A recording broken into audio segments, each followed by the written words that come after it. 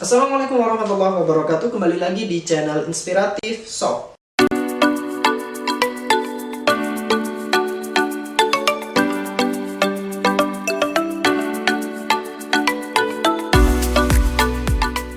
Ya, tapi sebelumnya bagi teman-teman yang belum klik tombol subscribe untuk channel ini, bantu channel ini untuk berkembang dengan mengklik tombol subscribe di bawah ini. Nah, saya berbagi tips dan trik kali ini buat memotivasi teman-teman biar tetap semangat latihan, giat berlatih. Karena apa? Alhamdulillah pada waktu seleksi kemarin saya mendapatkan predikat peringkat 10 besar se-Jawa Barat, tepatnya peringkat 7 dari sekitar 1100 peserta. Nah, ini saya bagikan biar teman-teman tetap semangat berlatih, tetap giat berlatih, dan tetap semangat, optimis, tetap positive thinking. Teman-teman bisa melakukan tes seleksi CPNS ini. Ketika kalian mengikuti tes Samapta, ini dibagi menjadi dua bagian. Ada Samapta A dan juga Samapta B. Nah, kita akan bahas pertama mengenai Samapta A atau lari selama 12 menit. Oke, simak tips and trik bagaimana caranya lolos dan juga bagaimana caranya agar mudah melaksanakan tes Samapta lari ini. Nah, di tes Samapta A ini atau lari selama 12 menit, peserta akan diminta untuk mengelilingi lapangan dengan jarak putaran 400 meter. Dan untuk waktunya atau jamnya itu belum tentu, apakah pagi atau siang ataupun sore. Nah, itu tergantung dari pembagian kloter dari panitia itu sendiri. Di tips pertama kali ini, kalian harus sering berlatih minimal 1 bulan sebelum tes kesamaptaan berlangsung. Nah, untuk jamnya kalian bisa pilih apakah bisa mau pagi, siang, ataupun sore. Tapi usahakan tiga-tiganya sobat lakukan ya.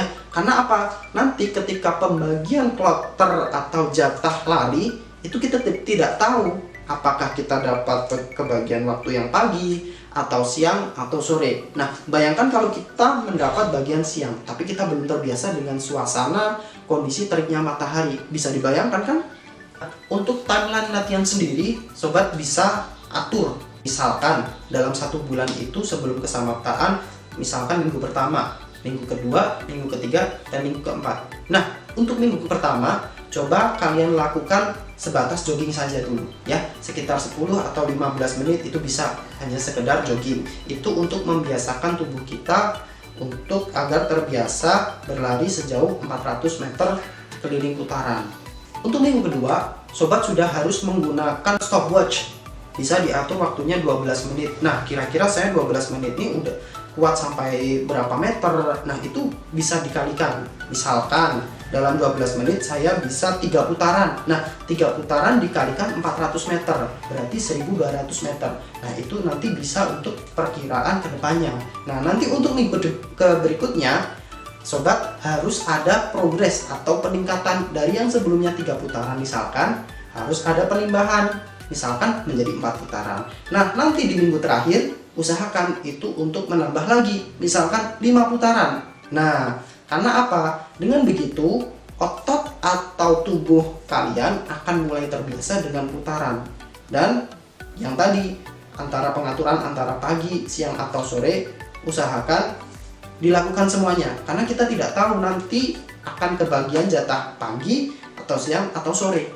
Tips yang kedua, nah di tips kedua kali ini kalian harus melakukan peregangan terlebih dahulu sebelum kalian melakukan lari. Nah, karena apa? Banyak terjadi kasus ketika lari itu kram misalkan, atau tidak mampu berlari, nanti di tengah jalan berhenti. Nah, itu salah satu faktornya atau salah satu penyebabnya karena kalian kurang melakukan pemanasan. Nah, jadi tipsnya di kali ini, usahakan ketika melakukan peregangan atau pemanasan harus serius, tidak boleh main-main, karena itu nanti akan sangat berpengaruh ketika teman-teman berlari. Tips yang ketiga, sebelum berlari, teman-teman biasakan jangan makan atau minum terlalu banyak terlebih dahulu. Nah, karena apa? Nanti akan menyebabkan nyeri di perut ketika saudara melakukan lari. Nah, begitu. Biasakan untuk mengatur pola makan. Misalkan sebelum lari itu makan 1 jam sebelum lari atau 2 jam sebelum lari. Tapi tetap harus makan ya. Karena apa? Dengan makan itulah kita punya energi untuk melakukan lari. Tapi kita atur jangan sampai terlalu dekat dengan waktu kita berlari dan jangan terlalu banyak. Tipsnya, coba kalian makan pisang. Nah, kenapa pisang? Karena di dalam pisang itu banyak kandungan yang bermanfaat ketika kita akan melakukan lari. Salah satunya yakni dilansir seperti Runner's World, pisang merupakan energi yang baik sebelum olahraga dan menjaga tubuh agar tetap terhidrasi. Tips yang keempat. Nah, di tips keempat kali ini, ketika sobat melakukan lari, atur nafas sebaik mungkin. Karena apa? Sistem pernafasan di sini sangat vital perannya ketika kita berlari. Karena apa? Ketika kita tidak mengatur nafas, perut kita bisa merasakan nyeri. Dan ketika kita sudah merasakan nyeri, itu mengganggu sekali ketika kita akan melakukan lari atau saat kita berlari. Nah, itu bisa salah satu faktor penyebab kita gagalnya dalam samapta ini. Bagaimana cara mengaturnya? Pertama, sobat bisa lakukan dengan menggunakan hidung saja. Nah, jadi diatur ketika kita berlari menggunakan hidung, dan setelah hidung kita rasa sudah lancar, coba kombinasikan dengan mulut. Nah, itu kita atur sedemikian rupa sehingga nanti ketika kita berlari bisa merasakan rasa nyaman. Karena apa? Tidak hanya lelah saja yang kita rasakan, tapi kita juga harus nyaman. Karena apa? Waktu 12 menit itu ketika kita berlari itu akan sangat terasa lama dan juga melelahkan. Hanya dengan mengatur pernafasan, kita bisa merasakan nyaman, perut tidak nyeri, dan insya Allah kita akan berhasil melaksanakan tes samapta yang kali ini. Tips yang kelima. Nah, di tips kelima kali ini, setelah selesai melaksanakan lari, baik itu saat latihan ataupun tes, jangan langsung duduk dengan melipat lutut, bersila maupun bersimpuh. Karena apa? Karena ini akan menghalangi aliran darah pada pembuluh darah di kaki yang bisa menyebabkan penumpukan tekanan darah ke kaki. Nah, parahnya ini bisa memicu yang namanya varises. Dan di tes-tes tertentu seperti TNI, Polri, ataupun sekolah kedinasan yang lain, hal ini sangat berbahaya karena apa? Varises ini merupakan salah satu faktor penyebab gugurnya di tes kesehatan atau tes fisik. Setelah lari juga, teman-teman juga jangan langsung tiduran.